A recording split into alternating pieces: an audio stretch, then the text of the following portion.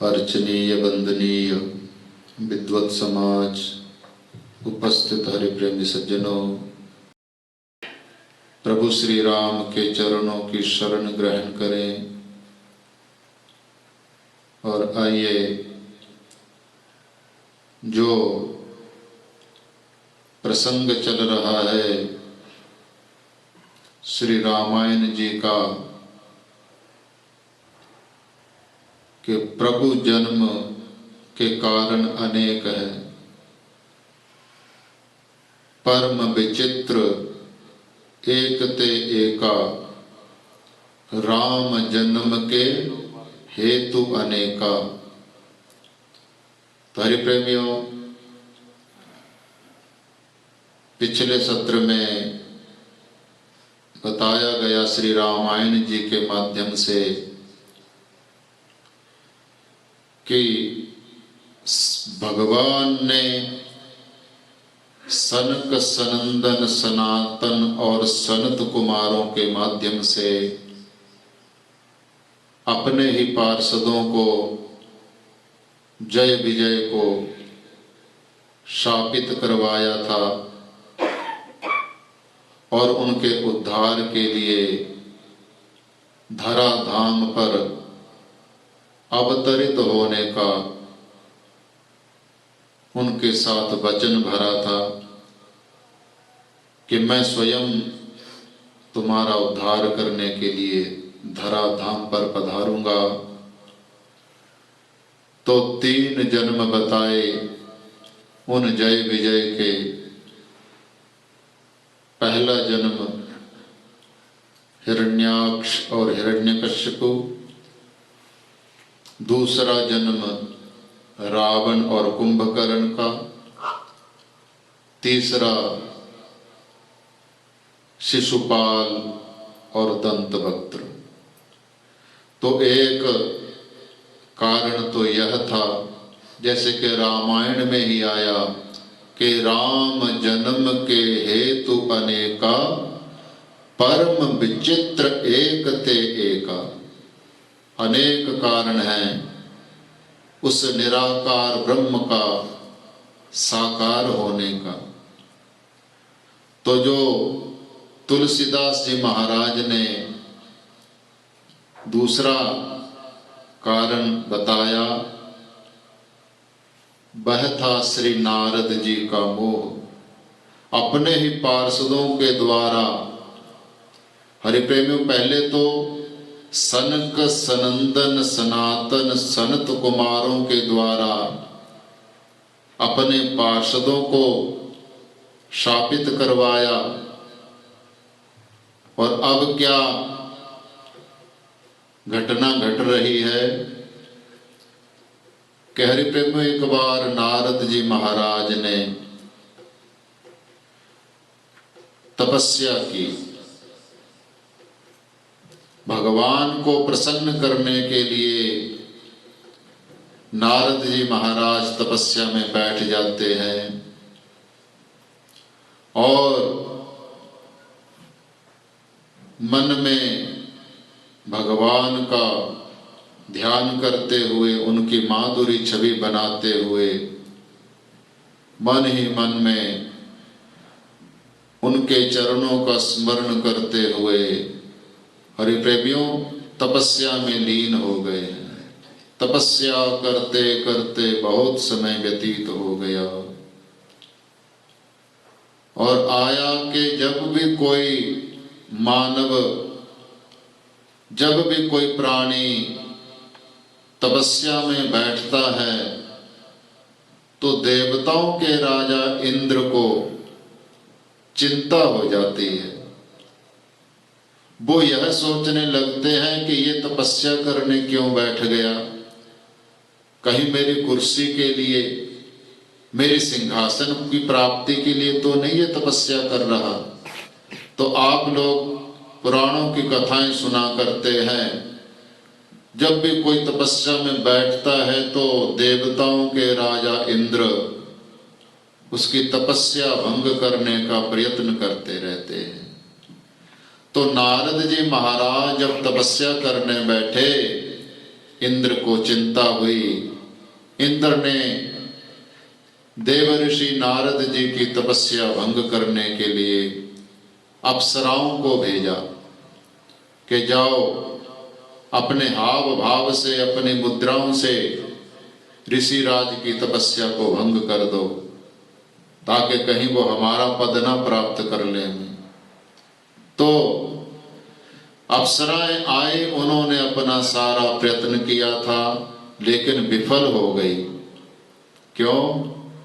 हरिप्रेम, जहां पर नारद जी तपस्या कर रहे हैं दैव योग से, वहां पर स्वयं भगवान भोलेनाथ ने प्रभु श्री राम नाम का तप किया था। आपने जब सुना कि सती, जब योगाग्नि के द्वारा सती का शरीर माता ने समाप्त कर लिया था, तो भगवान भोलेनाथ तपस्या में लीन हो गए थे। तो वही स्थान था वो। तो वहां जहां पर स्वयं भगवान भोलेनाथ ने तप किया होवे और कामदेव को भस्म कर दिया होवे, तो उस जगह का तो प्रभाव ही कुछ अलग है। तो दिव्य भूमि हो रखी थी, वो तपोभूमि, दिव्य तपोभूमि थी, और वहीं पर नारद जी ने तप किया। तो जो ये मन को विचलित करने वाली जो भाव भृंगाएं हैं, जो उन अप्सराओं के प्रयास थे, वो सारे विफल हो जाते हैं। और अप्सराएं विफल हो करके इंद्र के पास जाती हैं कि महाराज, वो ऋषि तो अपनी तपस्या में अड़िग हैं, हम जो है उनको उनकी तपस्या से विरक्त नहीं कर पाए। तो तपस्या जब पूर्ण हो गई नारद जी को, तो नारद जी को पता चला कि अप्सराएं आई हैं मेरी तपस्या को भंग करने के लिए, लेकिन नारद जी अडोल रहे। तो जब तपस्या पूर्ण हो गई, तपस्या पूर्ण हो करके जब वहां से उस स्थान को छोड़ा नारद जी ने, हरि प्रेमियों, तो कहते हैं नारद जी के मन में अभिमान आ गया। ये एक लीला के अंतर्गत अभिमान आया। वैसे नारद जी महाराज भी अवतारों में गिने जाते हैं। जो 24 अवतार हैं भगवान के, आपको बताया था कि सनक, सनंदन, सनातन, सनत कुमार भी अवतार हैं, और नारद जी महाराज भी अवतार हैं। लेकिन लीला क्षेत्र में वो ऐसे करते हैं। तो अभिमान आया कि जा तो भोलेनाथ ने कामदेव को जीता था, या तो आज मैं जीत पाया हूं, मैं भी उनके समान ही गुणों वाला बन गया। तो आज पहुंचे सीधा कैलाश पर्वत पर बताने के लिए। अपनी तपस्या को, कहते हरि प्रेमियों, गाना नहीं चाहिए। अपनी तपस्या को, अपने भजन को बताना नहीं चाहिए। तो हरि प्रेमियों, तपस्या गाने से, भजन बताने से, कहते हैं उसका प्रभाव क्या, वो समाप्त हो जाती है। तो अपने किए हुए तप को, अपने किए हुए भजन को जो है प्रकट नहीं करना चाहिए। हरि प्रेमियों, आज भगवान भोलेनाथ के पास पहुंचते हैं नारद जी। प्रणाम किया भोलेनाथ को और नारद जी का स्वागत किया, क्योंकि देव ऋषि है। हरि प्रेमियों, भोलेनाथ ने पूछा कि बहुत समय हो गया नारद जी, आपको देखा नहीं, बहुत समय बाद यहाँ कैलाश पर आए हैं, कहाँ चले गए थे? कि महाराज मैं तपस्या करने गया था, और तपस्या में मैंने भी, जैसे आपने काम को जीत लिया, वैसे मैंने भी जो है काम पर विजय प्राप्त कर ली है महाराज। तो जान गए भोलेनाथ। कहा नारद जी, आपने ये बात मेरे को तो बता दी है, आपने बहुत अच्छा किया जो तपस्या की, कामदेव पर विजय पा ली, लेकिन भगवान हरि के सामने तो इस बात को बिल्कुल मत बताना तुम, मेरी बात मानो। तो हरि प्रेमियों, वो तो बताना ही चाहते थे नारद जी तो, कि मैं तीनों देवों को जाकर के बताऊं कि मैंने कितनी बड़ी घोर तपस्या करके कामदेव पर विजय प्राप्त कर ली है। तो आज भगवान भोलेनाथ को प्रणाम करके नारद जी चल पड़ते हैं वैकुंठ लोक की तरफ, और मन में जो है विचार करते जाते हैं कि चाहे कहीं भी देख लो, किसी को भी देख लो, दूसरे की सफलता पर कोई प्रसन्न नहीं होता। अब मैंने इतनी बड़ी तपस्या की है और भगवान भोलेनाथ कह रहे हैं कि किसी को बताना मत अपनी तपस्या।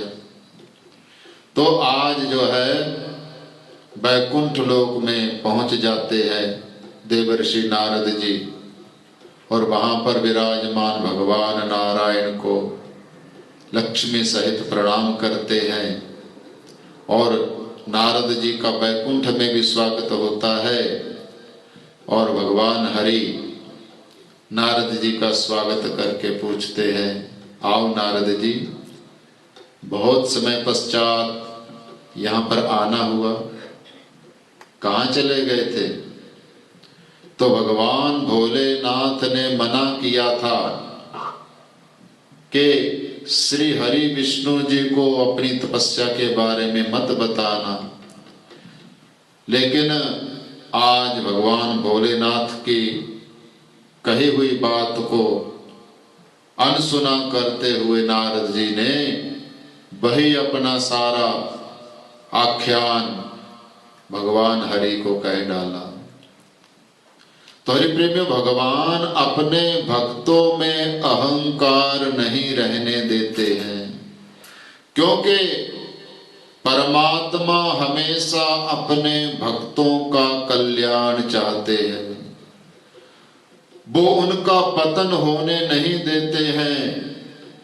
इसलिए जब मन में भक्त के थोड़ा बहुत भी अहंकार आता है तो श्री हरि, वो परमात्मा, उस अहंकार का हरण कर लेते हैं। तो वह भी कल्याण ही है। उसको हरि प्रेमियों चेताने के लिए थोड़ा बहुत जो हम दुख महसूस करते हैं वह वास्तव में दुख नहीं है, वास्तव में वह उस परमात्मा की कृपा है कि वो हमें जगाने के लिए इस प्रकार की लीला कर रहे हैं। तो आज भगवान ने बड़ी प्रशंसा की नारद जी की। भगवान भोलेनाथ की तरह नहीं कहा और मन में विचार कर लिया कि नारद जी का जो ये अहंकार है इसको दूर करना पड़ेगा, क्योंकि हमारा भक्त है, भक्त में भगवान कभी अहंकार नहीं रहने देते हैं। तो हरि प्रेमियों, आज प्रशंसा की नारद जी की, और जो है नारद जी को आज विदाई दे दी।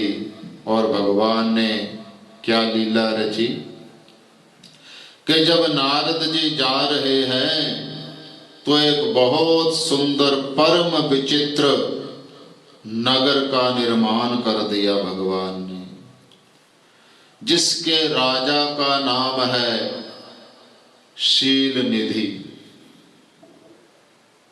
नारद जी ने देखा कि ये जो नगर मैं आज देख रहा हूं ये पहले कभी नहीं देखा मैंने। मेरी स्वच्छंद गति है, जहां मर्जी मैं जाता हूं, ये कोई नया ही नगर बसा हुआ लगता है। चलो इसको देखना चाहिए, इसके दर्शन करने चाहिए। तो नारद जी आते हैं, पता चला कि देवर्षि नारद आए हैं, तो स्वयं राजा शील निधि संतों का स्वागत करने के लिए आते हैं और संतों का स्वागत सत्कार करके अपने महलों में ले जाते हैं। उनके चरण धोए, राजा ने चरणों का चरणामृत ग्रहण किया और कुछ जल अपने महलों में छिड़कवा करके पवित्र कर दिया। कहा महाराज आपके चरणों की धूल ने, आपके चरणों के चरणामृत ने आज वास्तव में मेरे राजमहल को पवित्र कर दिया है। हरि प्रेमियों, और भोजन पानी की सेवा के बाद शील निधि अपनी कन्या को ला करके नारद जी महाराज के समक्ष बैठा देते हैं और कहते महाराज ये मेरी कन्या है, विवाह के योग्य हो चुकी है, इसका मैंने स्वयंवर करना है, तो महाराज आप भी जो है इसका हाथ देख लीजिए, आप त्रिकालदर्शी हैं, इसके भविष्य के बारे में कुछ कहिए ना। तो हरि प्रेमियों देखा भगवान के द्वारा निर्मित कन्या थी, माया थी भगवान की सारी, तो परम सुंदर वह कन्या जब नारद जी ने देखा तो नारद जी का अहंकार तो जो है भगवान ने समाप्त करना था। तो आज जो है नारद जी उस कन्या को देखते ही रह गए और जो है पता चला नारद जी को इस कन्या का स्वयंवर है। तो आज भविष्य तो बताना दूर, आज नारद जी के मन में यह भाव जागृत हो गए कि अगर यह कन्या मुझे वर्ण कर लेती है, मुझे जो है पति बना लेती है, तो मेरा बड़ा भाग होगा।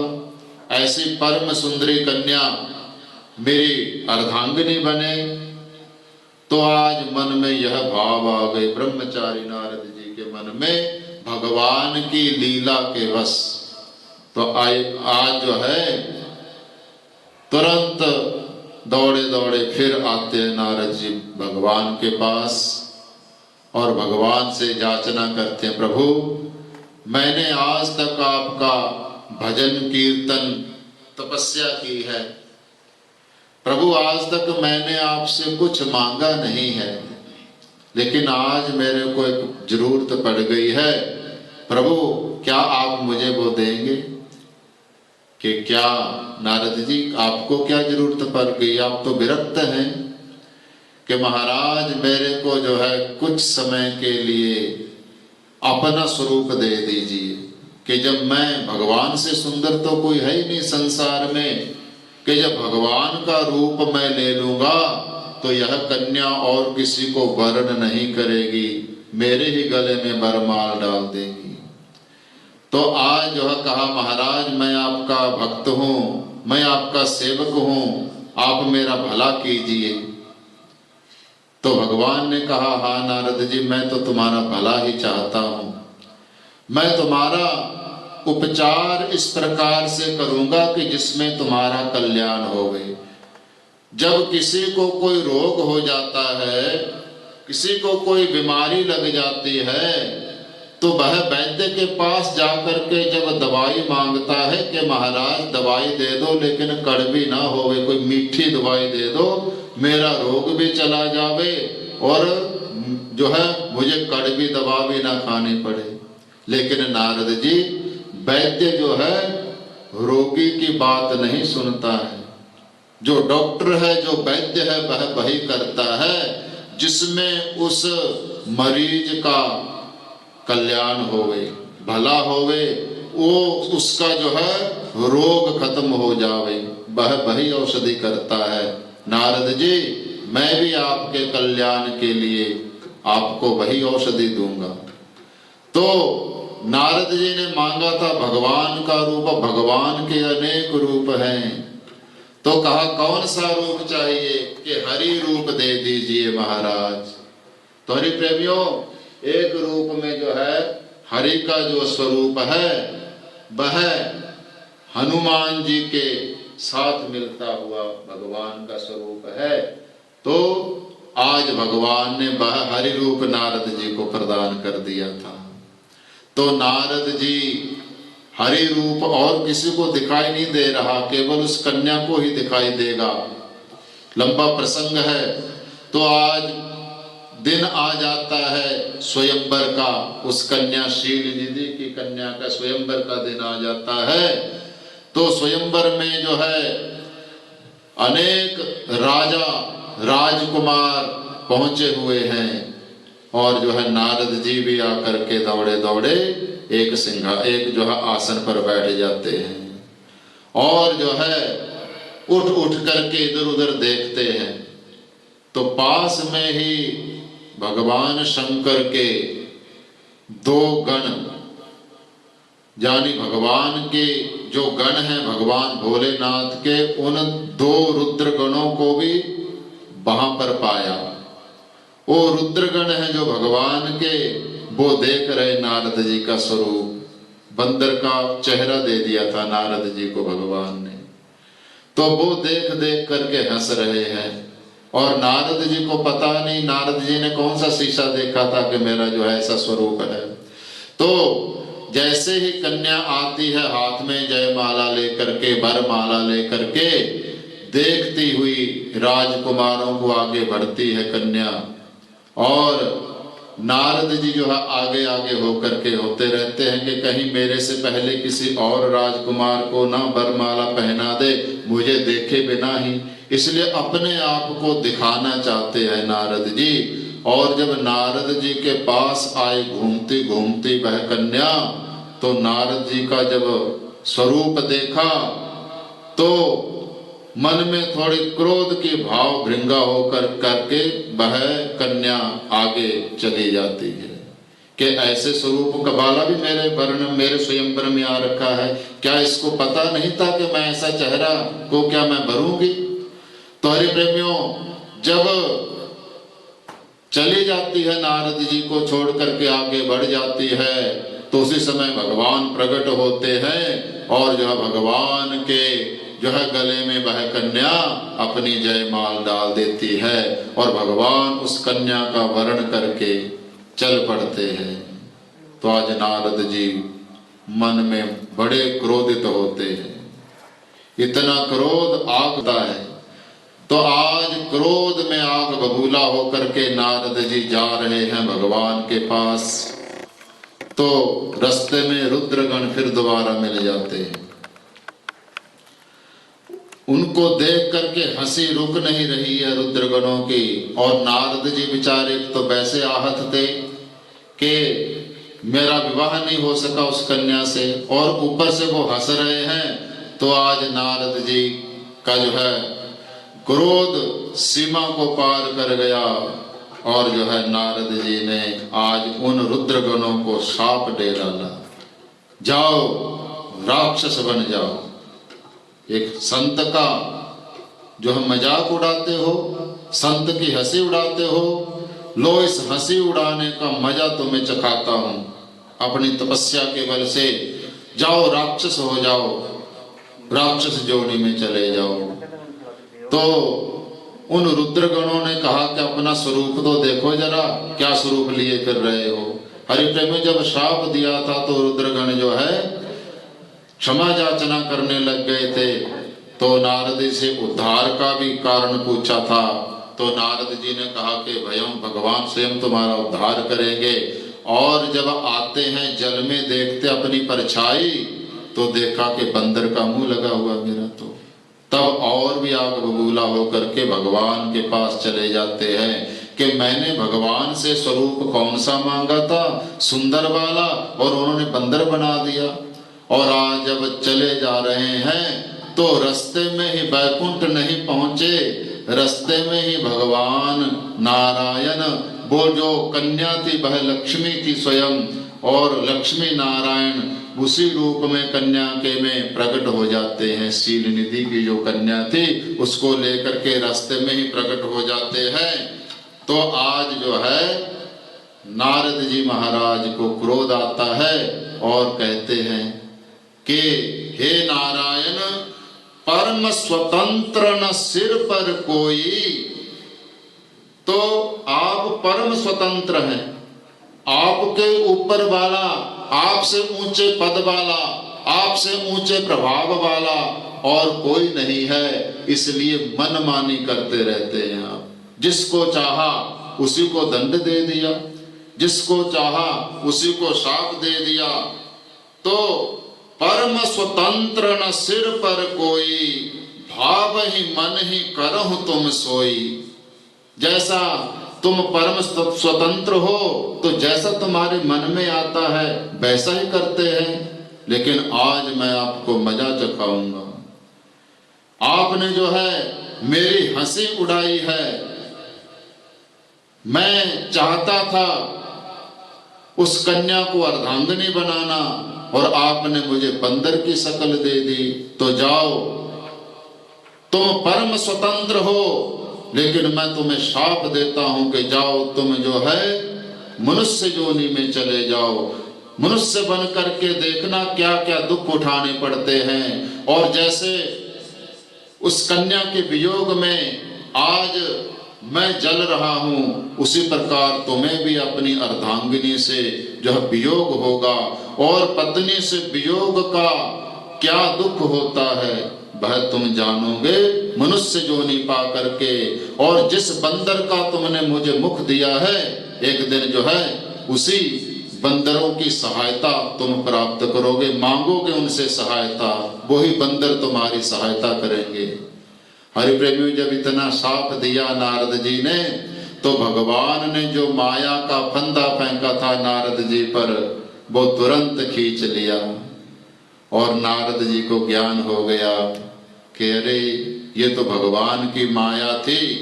तो आज हाथ जोड़ करके नारद जी भगवान के चरणों में गिर जाते हैं। हे हरि, मैं तो हर श्वास में नारायण नारायण का भजन करता हूँ, ये मेरे से क्या हो गया प्रभु? मैंने आज शाप को शाप दे दिया, मैंने मेरे इष्ट देव को शापित कर दिया।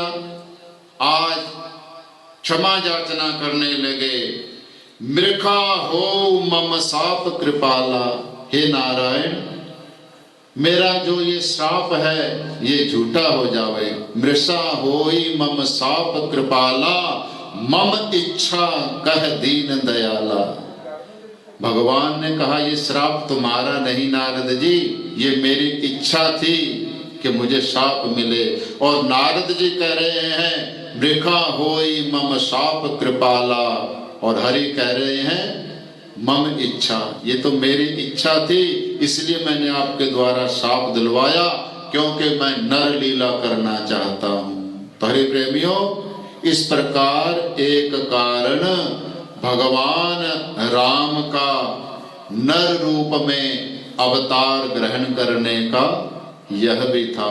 वो जो रुद्रगण थे वो रावण और कुंभकर्ण बने थे, और भगवान श्री हरि राम रूप में आकर के उनका उद्धार किया था। तो हरि प्रेमियों, आया के राम जन्म के हेतु अनेका, परम विचित्र एक ते एका। तो इस प्रकार एक कारण यह भी था कि इतने इतने बड़े सिद्ध योगी महापुरुषों को भी जब माया लगती है तो वह भी अपने आप को जो है बस में नहीं रख सकते। पहले तो सनक सनंदन सनातन कुमारों के द्वारा अपने पार्षदों को शापित करवाया, और अब नारद जी के द्वारा अपने आप को ही शापित करवा डाला, क्योंकि वह नर लीला करना चाहते थे। तो ये सब उनके परिकर हैं भगवान के। नारद जी सनक सनंदन सनातन सनत कुमार उनके परिकर हैं, उनके जो है सेवक हैं। सेवक और स्वामी में कोई विचार वैमनस्य नहीं हो सकता है, कोई विचारों में भिन्नता नहीं हो सकती है, लेकिन जब लीला आते हैं परिकर। तो इसी प्रकार यह एक कारण आज आपको बताया, और जो कारण है वो इसी प्रकार हम रविवार इस सत्र में आगे आपको बताते रहेंगे। आज इस कारण के साथ ही इस बेला को, इस सत्र को हम यहाँ पर विश्राम देवें। हरि बोल हरि बोल हरि बोल, हरि बोल हरि बोल हरि बोल, हरि बोल हरि बोल हरि बोल, हरि बोल हरि बोल हरि बोल, जय राधा रमण हरि बोल, जय जय